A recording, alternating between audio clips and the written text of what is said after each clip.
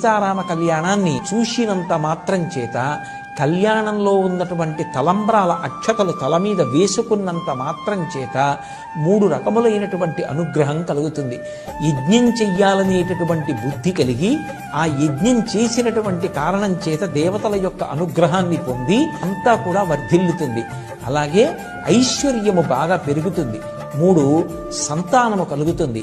కళ్యాణము వలన పొందనటువంటి ప్రయోజనము లోకంలో ఉండదు. అన్ని ప్రయోజనములు పొందవచ్చు. అంత గొప్ప ప్రయోజనములకు ఆలవాలమైనటువంటి సీతారామ కళ్యాణాన్ని వాడవాడలా నిర్వహిస్తారు. సీతారామ కళ్యాణాన్ని చూసినంత మాత్రం చేత, కళ్యాణంలో ఉన్నటువంటి తలంబ్రాల అక్షతలు తల మీద వేసుకున్నంత మాత్రం చేత 3 రకములైనటువంటి అనుగ్రహం కలుగుతుంది. యజ్ఞం చెయ్యాలనేటటువంటి బుద్ధి కలిగి ఆ యజ్ఞం చేసినటువంటి కారణం చేత దేవతల యొక్క అనుగ్రహాన్ని పొంది అంతా కూడా వర్ధిల్లుతుంది. అలాగే ఐశ్వర్యము బాగా పెరుగుతుంది. 3 సంతానము కలుగుతుంది. కళ్యాణము వలన పొందనటువంటి ప్రయోజనము లోకంలో